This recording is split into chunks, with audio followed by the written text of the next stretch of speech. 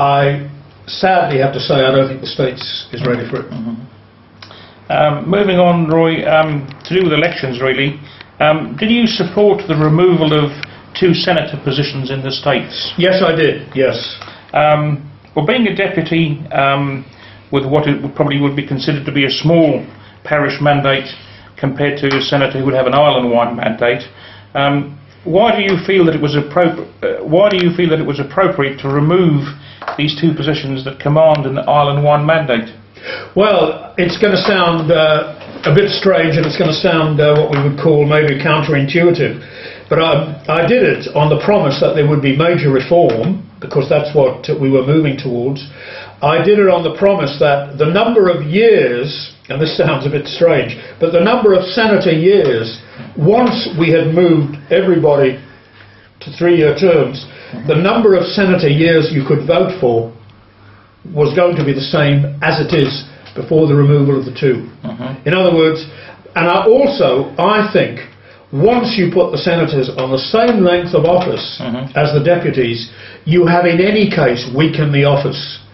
And my view is, it was from the beginning of Clothier, when I was heading up PPC, after sadly Chris Lakeman had given up the office, my view is that we all should be in larger constituencies, because it would make competition much more valid. It would stop people like me hiding. It would also stop the other phenomena. People go on about people like me, but there's another phenomena, and that's people coming in on very limited votes in the town area. You know, it's quite easy to do that, and that is wrong.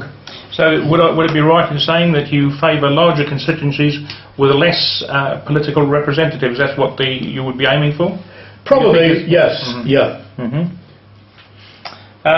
Just on that one of the ironies of people like senators, I haven't done the research on it, but generally the people who take up individuals' causes are deputies. People say, oh, it's so important to have this island-wide representation, but at a personal level it doesn't mean a great deal. And the same is true for constables. I can't remember ever hearing a constable taking a complaint on the behalf of a constituent to a complaints board, review board.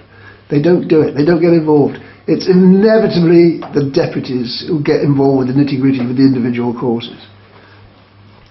To a point. I mean, I do get the impression some senators attract constituency work, you know, individual complaints and so forth. But I think you're right. I think the deputies are seen as working on behalf of the parishioners, on individual cases, and that's what gives us a lot of satisfaction, because you're having that link with people, and it also, given the absence of the committee system, it gives you an idea of how the system is working, because obviously if you're taking cases up, you get a better handle on how things are working, or not working, as the case may be. Because one of the magic effects of being a minister, and senators, for example, tend to be more likely to be ministers, that they find themselves with lots of reasons why they shouldn't take up individuals' complaints. Yes, and the major one, obviously, is conflict of interest.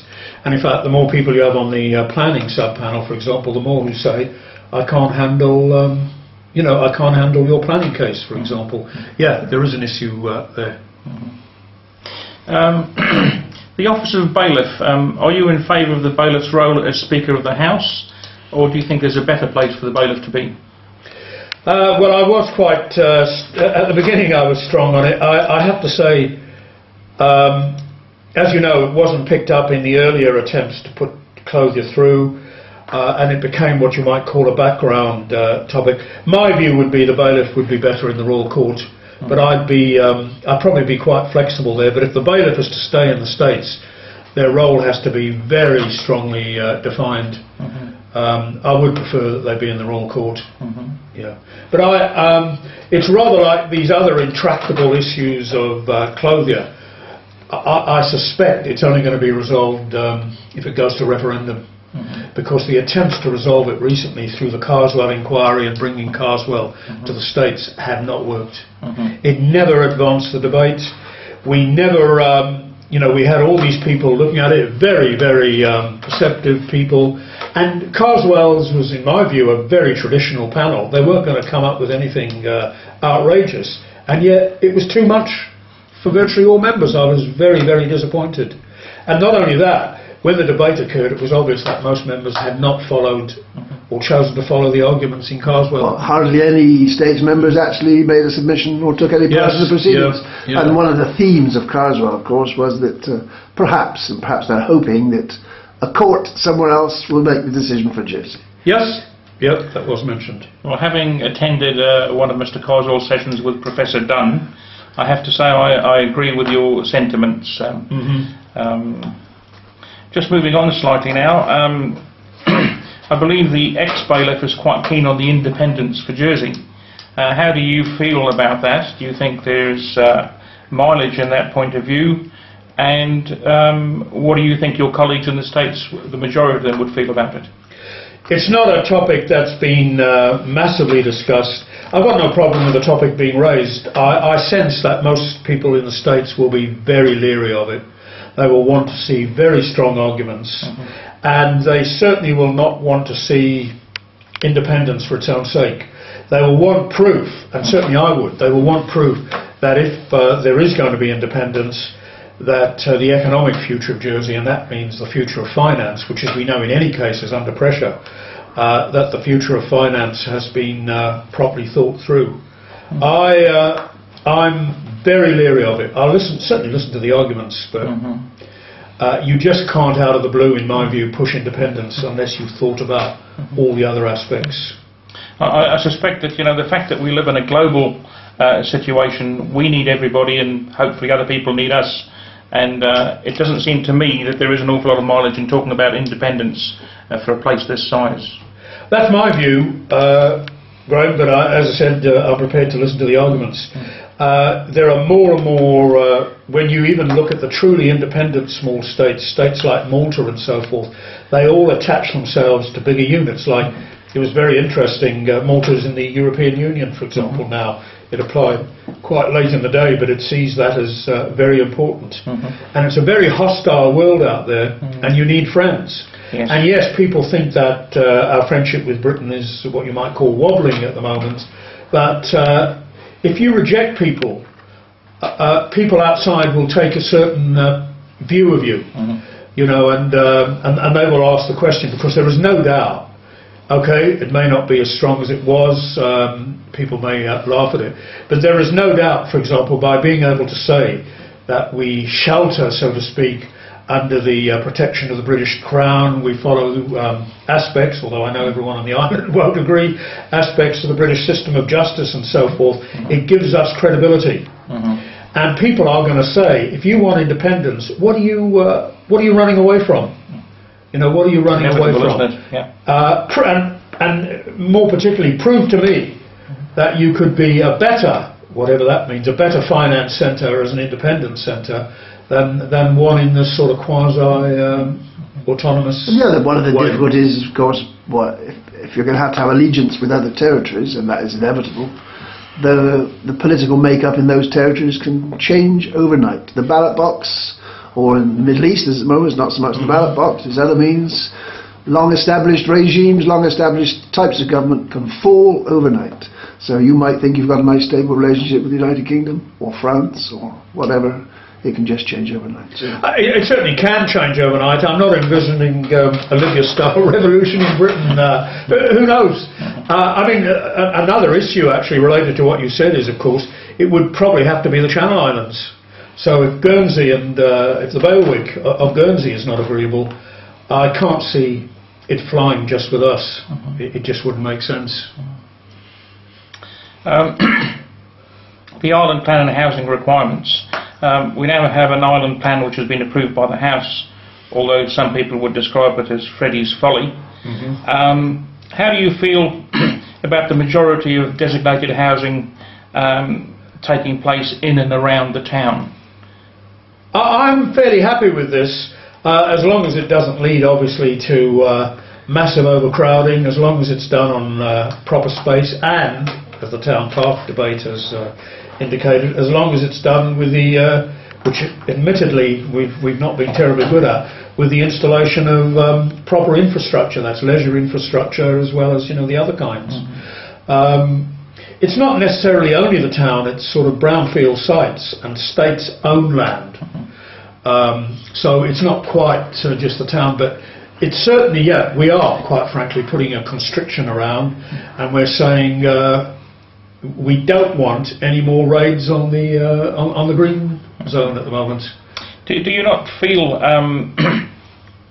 that there's a real possibility that in producing more housing in a restricted area like a town, that the future we could find ourselves with ghettos and all the associated problems that you have with ghettos and slums? Do you think there's a real possibility of that happening?